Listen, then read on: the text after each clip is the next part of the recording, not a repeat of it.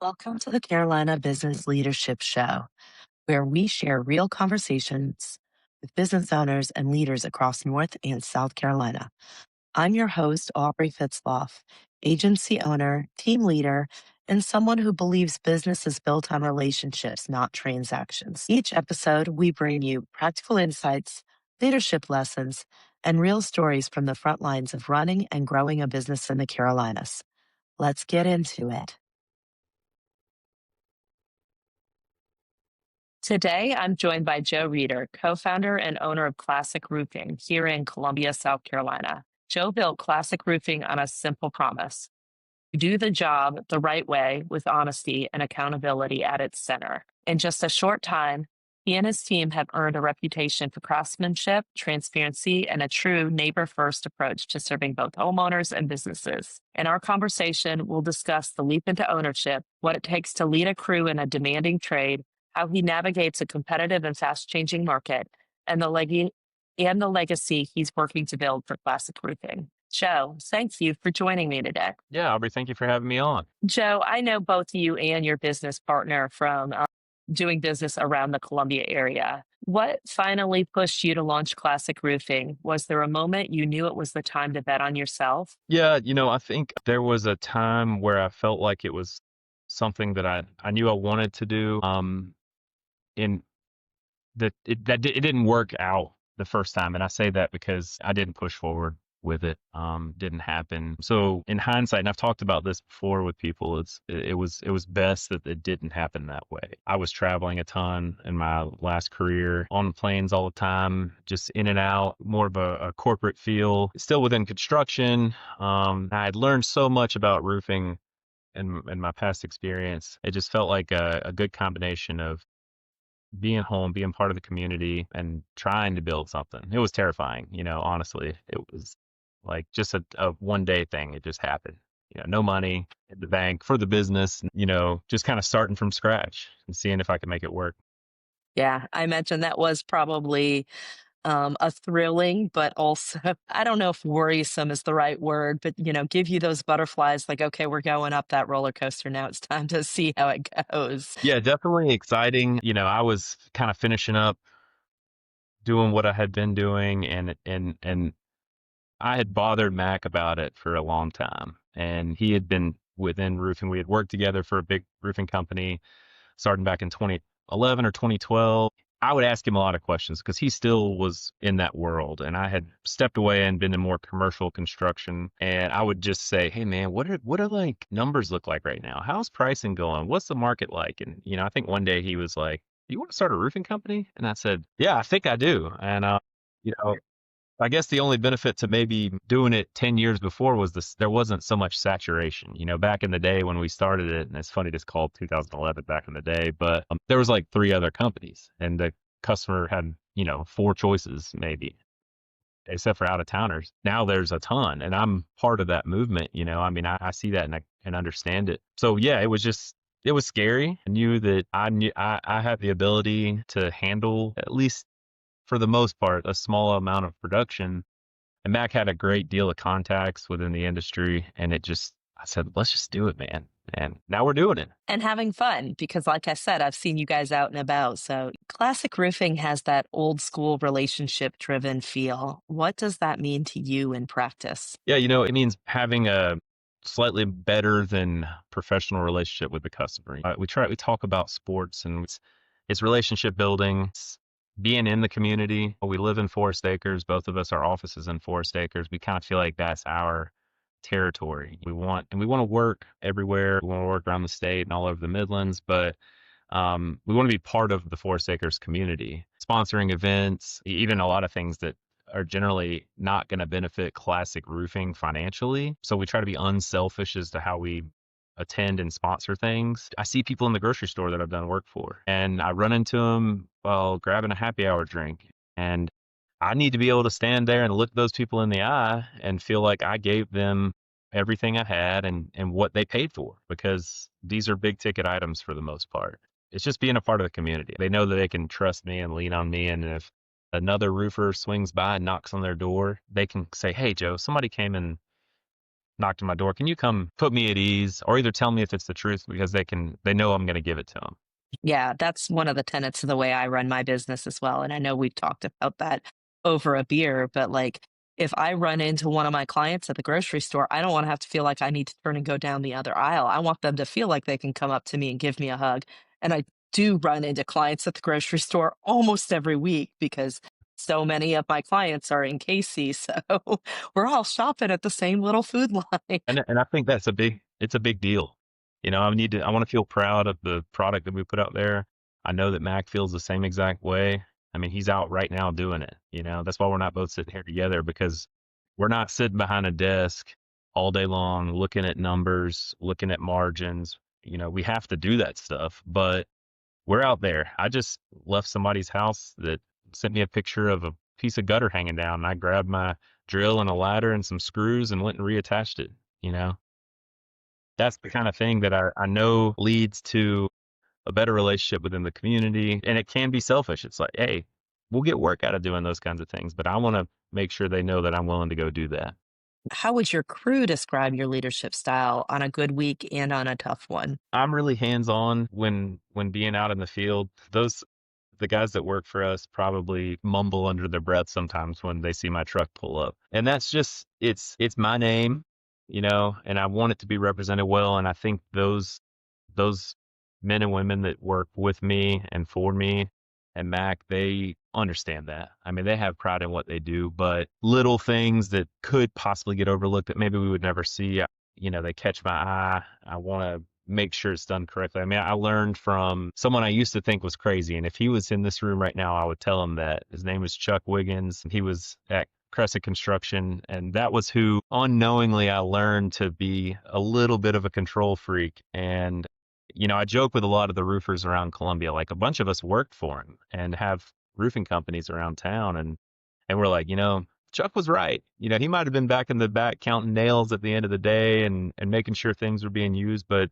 we understand it a lot better now. And so, being able to be cost conscious and make sure the product's done and installed correctly is, I mean, that's number one goal for me. And on a bad week, I mean, a bad week is rain.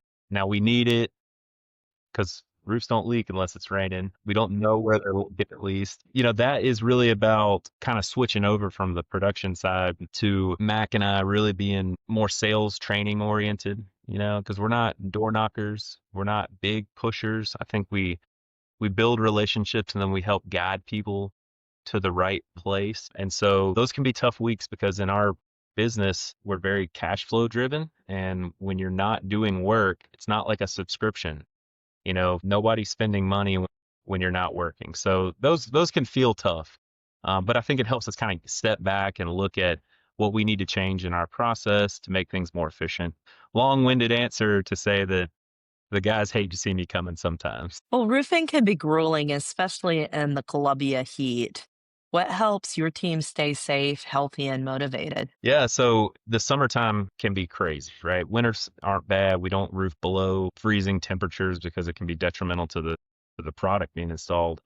When we have jobs like we had this summer with a large commercial apartment complex, we had days in June that were just unbelievably hot. The day was in triple digits with 85% humidity, and that's tough. And even with a group of people that are pretty used to being outside, I think my number one goal is in the morning is get started early, work through the cooler part of the day. When the middle of the day comes, just stop. If you need to take 3, 4 hours in the middle of the day, hang out and hydrate. It's not mandated, but it's very heavily pushed and suggested when we're working. I probably spent $1,000 on ice this past summer, just bringing coolers of Gatorade and water and really anything. Again, nothing's really mandated. We let people kind of deal with their own discomfort. I say, hey, if you need to go up there and work for 20 minutes and come back down and sit, that's perfectly acceptable. We just have to be careful. It is, if it's 100 degrees outside, you can bet that the surface of that roof is 140, 150 degrees, and it just radiates through your whole body. Fortunate that I don't spend as much time on the roof as I used to anymore, but if you really want to get a feel for it, you climb up that ladder and go stand there for a few minutes. Stand completely still in the heat, and it will absolutely zap you through your feet. It's a lot. But so yeah, we just want to be safe with everybody. We want to make sure that they're comfortable in what they're doing and that they can listen to their body for sure. Yeah. Yeah. But I won't be climbing up on that ladder, whether it's 100 degrees outside or 70 or 40. I recognize my skill sets. And just because I take jujitsu doesn't mean I ever need to demonstrate that I can fall. So, You just do that on the ground. There's no need to go up top for sure. yeah, no, no. And I have yelled at more than one spouse for not being careful around ladders. Yeah. It's just too easy to have accidents. So I'd rather let somebody who's trained in it do their work. Yeah, I have that conversation a lot. You know, my wife does, she's an attorney. She works in workers' comp. She sees stories every day about contractors, roofers, people that just didn't follow correct safety procedures and someone gets hurt and maybe they never walk again. Maybe they lose their life. You know, those are the absolute worst things. I mean, outside of that, you know, you're taking a big financial risk, you know, even if someone doesn't get hurt. So we're very conscious of that. We talk about it a lot and make sure that people are safe on the roof. My employees do not climb on the roof unless it's one story and easy to walk on. We don't go on anything steep. We have drones to do that. And if we need to set up a further inspection, we'll have somebody that's extremely qualified to do that safely. Yeah. Well, beyond pay, what keeps good installers and project managers loyal to your company? You know, one of the biggest things I've noticed over the last 12 to 15 years is people can really start to step back from you when you don't have the right equipment and the right product on site when it needs to be there. You know, I mean, my guys are going to invoice me and get paid. I mean, that's obviously the, you know, goal, right? But, you know, it can really drive someone crazy when they schedule, they come out, they come to do the work and the material isn't available. Or they had to jump in the truck and drive 30 minutes from Red Bank because this little repair that we had an emergency for and had to have them go do just isn't right. And I think that it can create some animosity within your trades. So we're big on trying to create efficiency. We make mistakes all the time, you know. I mean, every time we make one, it drives us crazy, but we learn, you know, maybe the one little step we should have taken right before that. And so yeah, it's making sure the job description is there. You know, I can't be on the site at that exact moment every single time. So if I can send it someone that I really trust and know to do the work and they've got great detail photos and things like that, they don't mind doing the work. They'll come back, they'll show up on time, but you can lose that pretty quickly. And I've dealt with that in the past.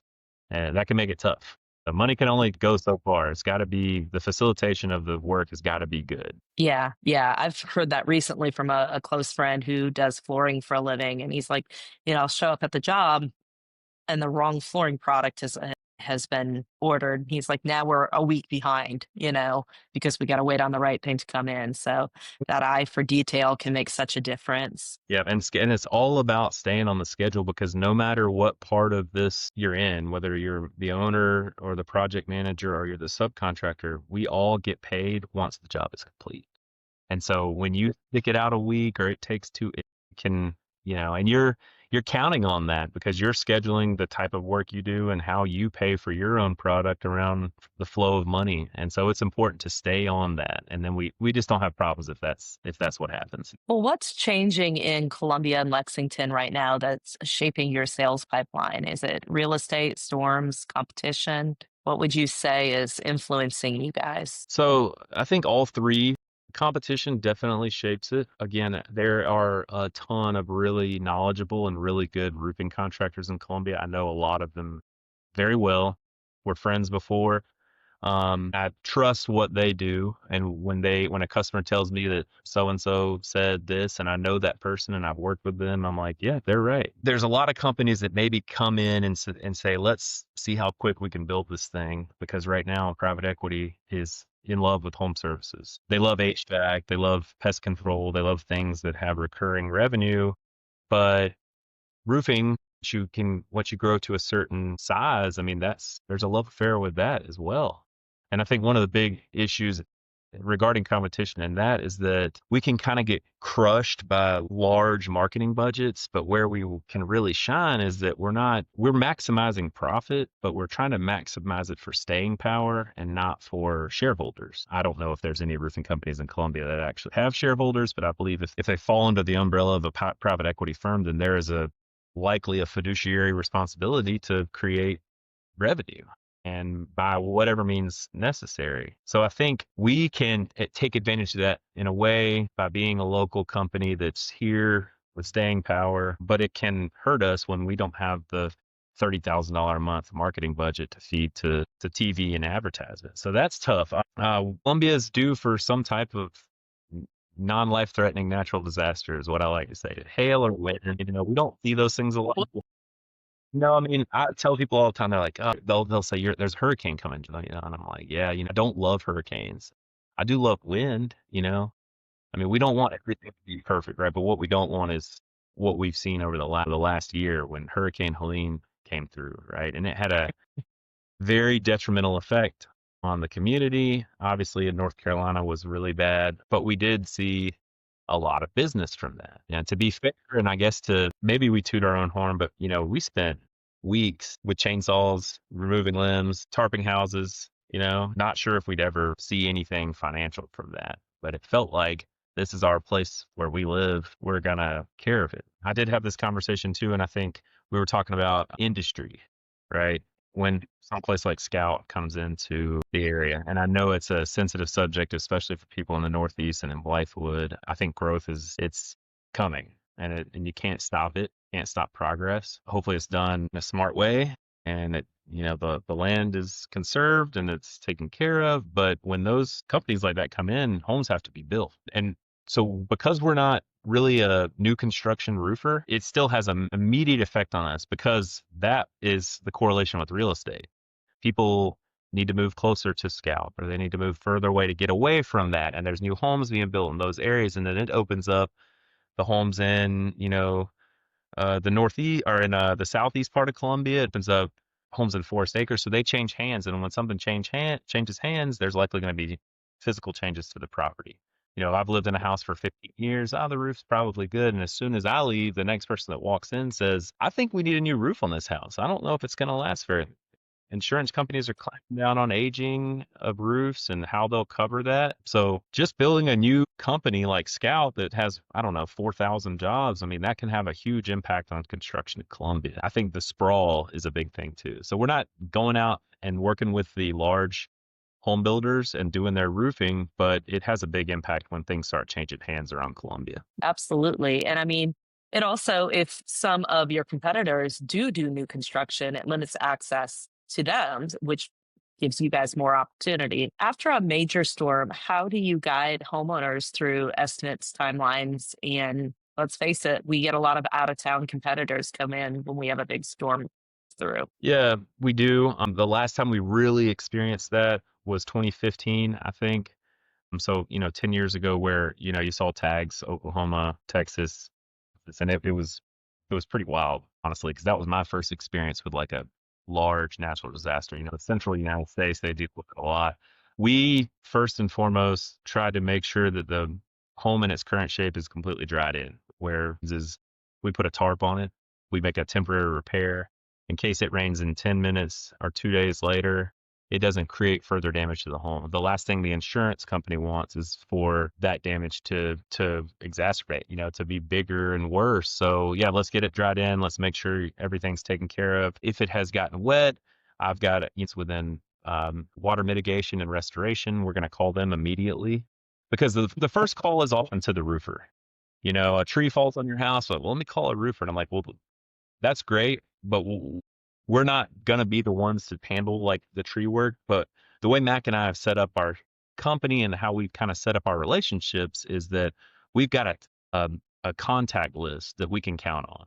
When Helene happened, there were people calling, I've got a tree on my roof. The first thing I do is go there, take a picture, call the guy that does tree work for me that I can depend on and I know who's fair and reasonable, get them over there, get the tree out of there, get the limbs off the roof, get it covered up, And then we step back. The insurance company is going to want to send an adjuster. They're going to want to take a look at everything and kind of come up with what they feel like is the best value for replacement, a number that they can put on that. We understand that can be a little complicated. I've looked at thousands and thousands of documents through insurance from Exactimate, all these things with it kind of crunch the numbers down and they say, what does this mean? And I can tell them based on my experience that I think there's more to it than this. Let's dive into it a little bit deeper. Let me document it. Let me test some things. We'll get some videos.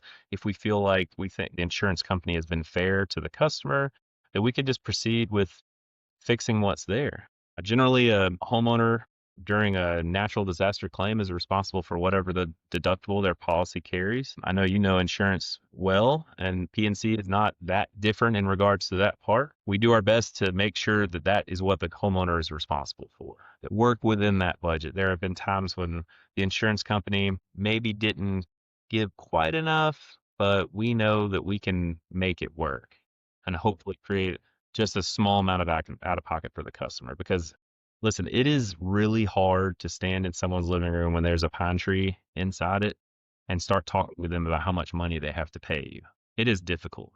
I mean, we have an emotional attachment to where we are and the people that live here, and I've had to do it a lot of times. And fortunately, most people understand that it's what it takes, but it's difficult. And so you're in that moment almost as vulnerable as they are and trying to do anything and everything you can to fix it and not hurt them too bad financially.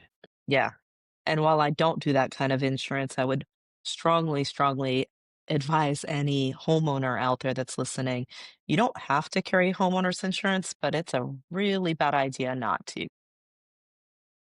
Yeah. We learned in 2015 about flood insurance. It was just no one had it. And I walked through people's houses in 2015 and I cleaned fish out of their living room and I could poke my finger through the drywall 7 feet off the ground. And at that moment, this could happen, and it was scary. And I think we're better prepared than we were before then, but it was scary to see what happened then. Yeah, I would imagine so, especially on your side of the river. Fortunately, on the west side of the river of Columbia, while we did see damage, of course, it wasn't nearly as widespread as in the Forest Acres area was. And that's a really good reason also, and I'm going to plug my industry, even though I don't do that type of insurance. Very rarely do I get a platform where I get to. That's a very good reason to work with a local insurance broker. Don't just go online and take whatever quote you find online because you won't understand what you're purchasing and you won't have that support that you need when you do need to use the coverage. Joe, what would you say are the top red flags that homeowners should avoid in a contractor, and what are the green flags they should look for? Well, red flags the first thing I think you need to do is ask the question about insurance, licensing, bonding. If someone asks me that, I'm obviously going to tell them, yes, we're fully licensed, we're fully insured, we're bonded. I also am willing to prove that documentation. So I think that maybe the right question is, hey, do you mind sending me your COI? And a bond is a pretty simple thing. It doesn't cost a contractor a lot. It protects homeowners and it's easy to get. I renew mine through State Farm every year, and it costs me a little bit of money, and I don't have to think about it again. And so I think those are red flags if you don't have that. Business licensing, that can be a big thing. So like in the city of Columbia, you have a business license to operate, and also within Richland County, and then permitting. So roofing in South Carolina, there are 9 counties that require a county permit, but basically every single municipality requires a building permit. And that's for accountability. I mean, we preach accountability here. So accountability is taking a few minutes to go in, fill out the application, show your licensing, get your permit, and then if that municipality requires inspection afterwards, then you do that. I like vehicles that are clean. I just had to wash mine this morning because I said I might look like a red flag driving up in somebody's driveway. So I think it looks nice. I mean, look, some of us in roofing, there's guys in $100,000 trucks, and there's people that do just as good, if not better, work in an older vehicle. But I think it's how well you've taken care of that vehicle within what that vehicle allows. If it's an old truck, that's fine. We just want to make it look nice, look presentable. It gets hot out there. I mean, we have guys that come in here, they're hot and sweaty after being outside.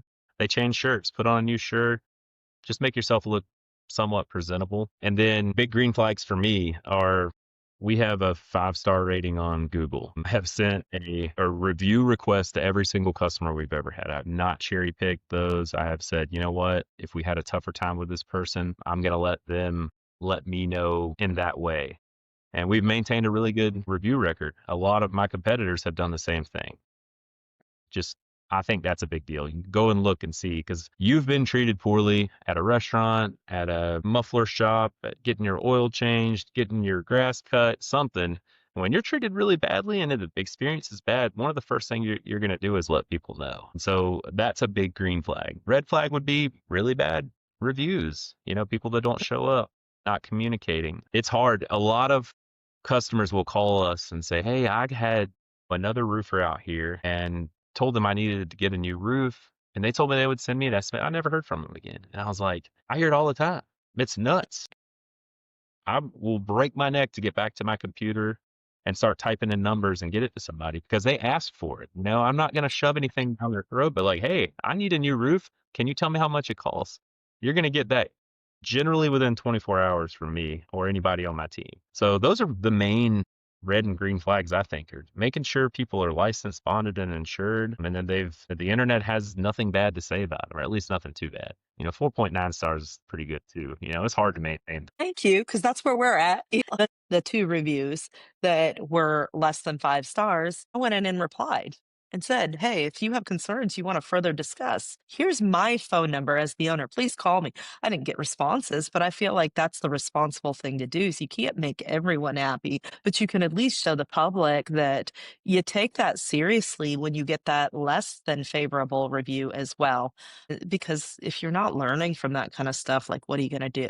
Yeah, and I mean, I wish everybody would leave one. I will say that there are sometimes I will tell myself that we showed up, we did our job to the expectation that we promised. We cleaned up, we got paid, and that person didn't leave a 5-star review. And you know what? That's okay because we did exactly what we said we were going to do. Maybe we didn't earn 5 stars. I think they knew we were showing up to replace their roof and we did it and that's okay. And they weren't upset. They were very pleased. But yeah, reviews are hard to come by because, Google, the monster, when people interact with Google and when the more it's interacted with, the higher your ranking and people see you a little bit easier. I'm sure you know all about that.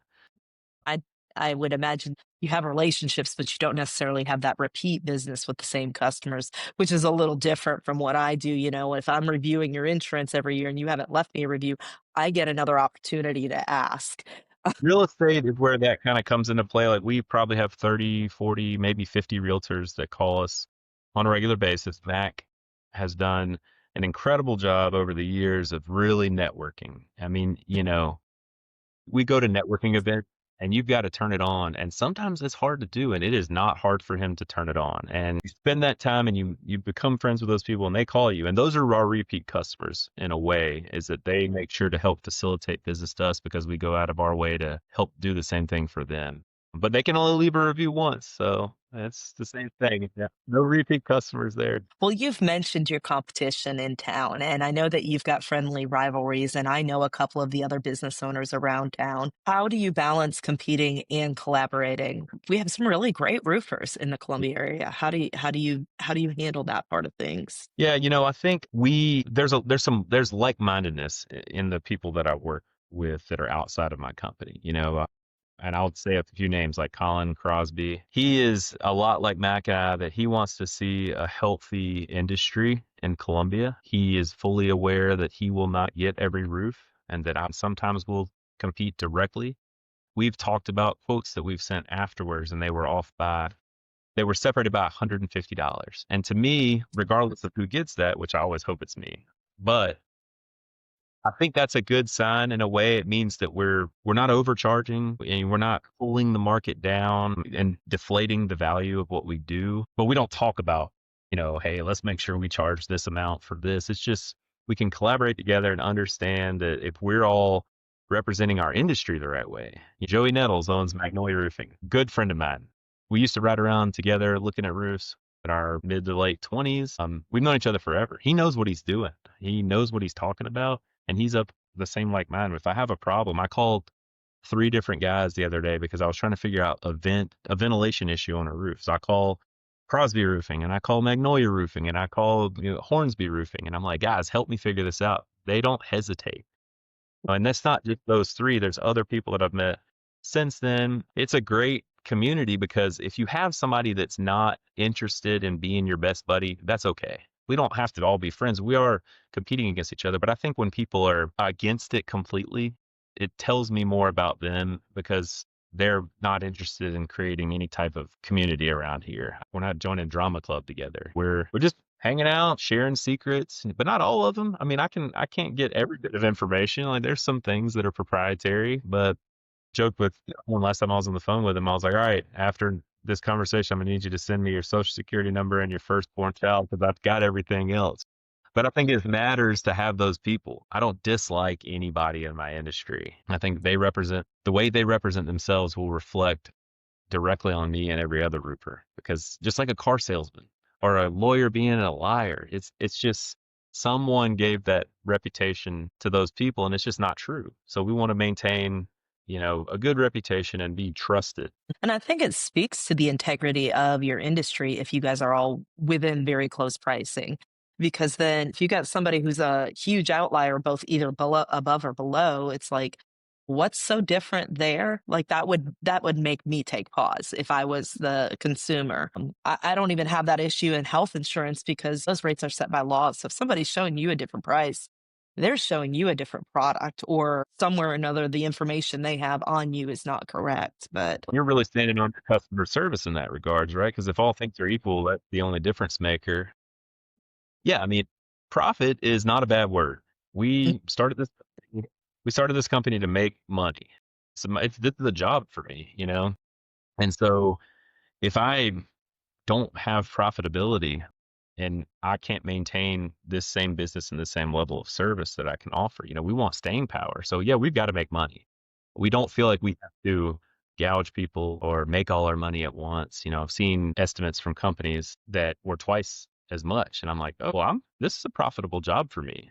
Why is their price double what mine is? I mean, yeah, I'd love to make that kind of money on a job, maybe we'd be retired and I'd be doing this from St. Bart's right now. But it's just it's hard to understand why people feel like they have to charge that kind of money. For the most part, yeah, we're gonna see a healthy market where we can all be profitable, we can all have staying power, and in 4 years, I'm still around to take care of that problem you've got, or take care of your aunt or cousin or whoever else you feel like could benefit from what we do. well, thank you for feeding right into my next question there, Joe. Looking 5 to 10 years out, what does doing this the right way look like for classic roofing? Yeah, I think it'll be the reputation of honesty. And Mac and I, we've had these conversations a lot about how we want to sell roofs.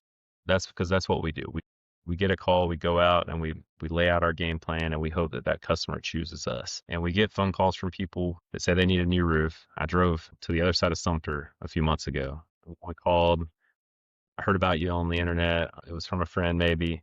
I need a new roof. I need you to come out here and give me an estimate. And I got up on that roof and I walked around that thing for 25, 30 minutes. It's pretty big. I'd say this roof is going to cost $25,000. Something you don't want to turn down. The kind of work you want to do, which is, I couldn't find a single thing that I could point at that told me that that lady had to have a roof right then. I mean, it was old and it was not pretty, but I said, "Ma'am, do you have any leaks in the house? Have you seen any leaking?" "No, not at all." I said, "Why don't we just wait till next year and come back and look at it again?" Well, she said, "I want to get new skylights." I said, "Are your skylights leaking?" She said, "No." I said, "Well, maybe if next year your roof needs to be replaced, let's do the skylights then because it'll save you a ton of money. Because if I come do it right now, then we've got to pay to do that. And if we do it while we're doing the roof, we'll just pop them in there for you." I mean, it's almost like her brain was broken. She was like, "Well, what do you mean you don't want to put a roof on?" I was like, "No, trust me, man, I do, but in good conscience. I can't tell you that you have to spend 20 or $25,000 right now." And she went online within 5 minutes and wrote a review about that honesty, right? And so that long story is, I want that to resonate over the next 5 to 10 years because I got in the truck and I was like, I can't believe it. Like, what am I doing? Like, this is what you're supposed to do is sell people roofs. But and I called Mac and I told him that story and he was like, "You did exactly what you're supposed to do." You're supposed to be I, honest, and it will come back to you. It popped up on my phone, 5-star review, and I was like, okay, like, and she said, I'm getting a roof next year, and yes, that's actually coming up then. So we've heard back from that person, and they've raved about our honesty, and I think that is the legacy that I want. Is I want to get it done right. I want to be accountable. I want to the product to last. People to be like Joe and Mac and their team are honest.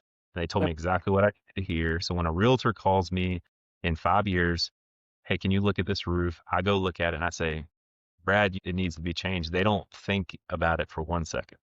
And we're already there in a way, you know. I have people that call, yep, all right, well, I knew you would tell me the truth. Send me an estimate for it. Or no, you're good. Tell them you got 10 years left. Go sell that house. And that is really the most important thing for us is just people will say classic roofing was honest. You know, Joe might have had dirt on his face and his truck needed to be washed, but he told me the truth, you know? well, and we've talked about this too. Like that's very important for me for my company. I've got a local law firm.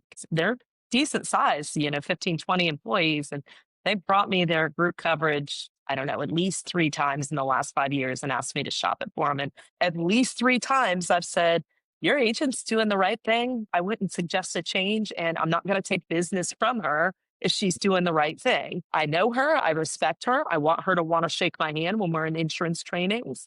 But, I appreciate if you'll give me the opportunity again next year. Like, that's important. And we've also talked about why I've chosen to let staff members go who don't get that concept. And that's just sometimes something that has to be done. So I think it's important for local business owners like ourselves to support each other in that sort of thing because there's no reason that the news should all the time be talking about businesses and how greedy they are. That's just not the way it works in local business if it's done correctly. Well, Joe, I do want to be respectful of your time this afternoon, and we are basically at time. So, real quickly, can you tell our listeners how they can connect with Classic Roofing, both online and via social media? Absolutely. So you can find us on Instagram and Facebook at Classic Roofing SC. Our phone number is 803-590-7870. Luckily, I say that 20 times a day, so I have it very easily memorized. And then maybe working on a TikTok account or something. You know, I've got a couple young employees here that are like, we should make some videos. And I can do that, but you can find some cool content that I'm trying to push out there on Instagram, just photos and videos. And you can find us at www.classicroofingsc.com. Excellent. Thank you so much for your time. Before I let you go, do you have any final pieces of advice for somebody who might be thinking about starting their own company? Yeah, do it. If you feel like you have the knowledge and the understanding of the processes involved, the other stuff you can figure out. And I say that no one can know everything. Get yourself set up with, even if it's really small, someone that can help push your name and push your mission out there in marketing. And then, yeah, just go for it. I mean, that's what I'm almost 40 and I'll be 40 in January. And people say all the time, and I said this before, would you have done this sooner? I'm like, no, I didn't know what I needed to know. But if I'd had a me or a you to Mhm. kind of help coach me through that a little bit, maybe I would have done it at 25. I'm always available to talk to people. They can call me and I can tell them I had no idea what I was doing when I started that, or how much insurance costs, or how to even get it. So I love talking to people and helping them, regardless of what they're in. And my advice is just go for it. Excellent. Well, thank you so much for your time today, Joe. I really appreciate you sharing your viewpoints with our audience. Of course. Thanks for listening to the Carolina Business Leadership Show. If you found value in today's episode, make sure you're subscribed so you don't miss future conversations with business leaders across the Carolinas. And if you know someone who would be a great guest or a business owner who needs to hear this, share this episode with them. If you're in North or South Carolina and need help with health, life, or Medicare insurance, our team at Lifetime Insurance Agency is always here as a resource. We'll see you in the next episode.